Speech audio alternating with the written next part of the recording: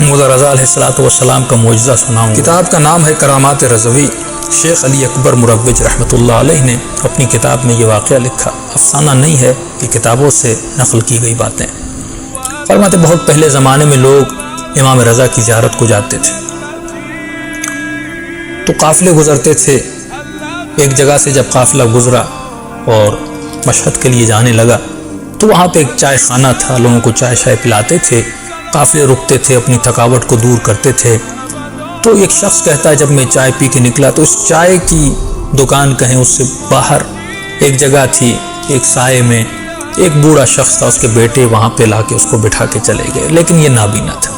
کہتا میں اس شخص کے پاس بیٹھا، میں نے سلام کیا، اس نے جواب دیا کہ کہاں جا رہے ہو؟ اس نے کہا میں امام رضا کے حرم کی طرف جا رہا ہوں۔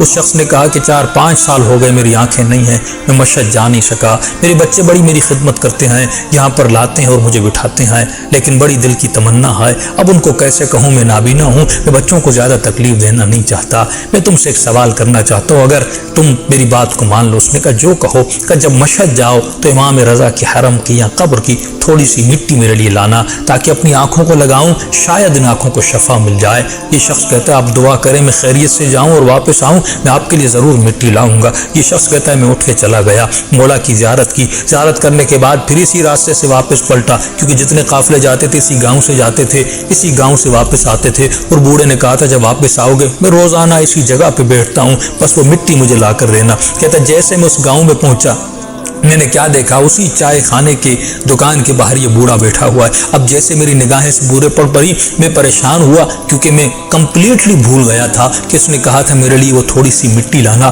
اب میں نے کہا کروں تو کیا کروں، ایسے گزر جاؤں بھی برا ہے، اور جب بوڑھا پوچھے گا اس کو خالی ہاتھ جاؤں تو اس کی امیدیں ٹوٹ جائیں گی، اللہ جانے کتنے دنوں سے امید میں بیٹھا ہوا ہے، میں وہ مٹی لاؤں گا۔ اتنے میں اس نے کہا اس کا دل نہ توڑوں۔ میں نے سائڈ سے یعنی روڈ کے کسی کنارے سے تھوڑی سی مٹی اٹھائی اور ہاتھ میں اس مٹی کو مسلا اور اس کو ہاتھ میں رکھا۔ میں نے کہا سلام کروں گا، اگر بوڑھے نے پہچان لیا تو ٹھیک ہے، اگر نہیں پہچانا میں گزر جاؤں گا، اور اگر پہچاننے کے بعد اس کو بات یاد رہی تو یہ مٹی دوں گا، اگر یاد نہ رہی دعا لے کے چلا جاؤں گا۔ کہ میں نے بوڑھے کو سلام کیا۔ آپ جانتے ہیں جو نابینا حضرات ہوتے ہیں ان کی شنوائی کی طاقت بہت زیادہ ہوتی ہے۔ جیسے میری آواز کو سنا، منتظر تھا، انتظار میں رہنے والا تھا، روز اس انتظار میں تھا میرے مولا کی حرم کی مٹی آئے گی، عاشق تھا۔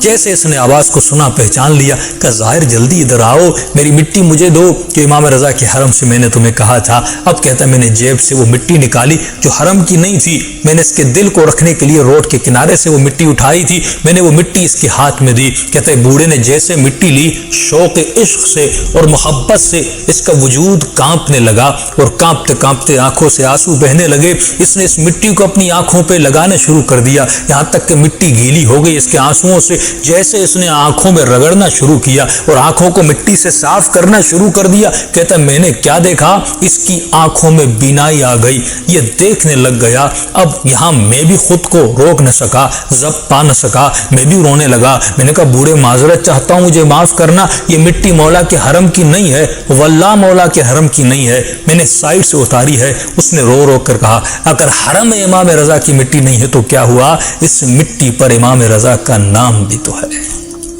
یعنی نام امام رضا نے، نسبت معصوم نے اس کو شفا دے دی۔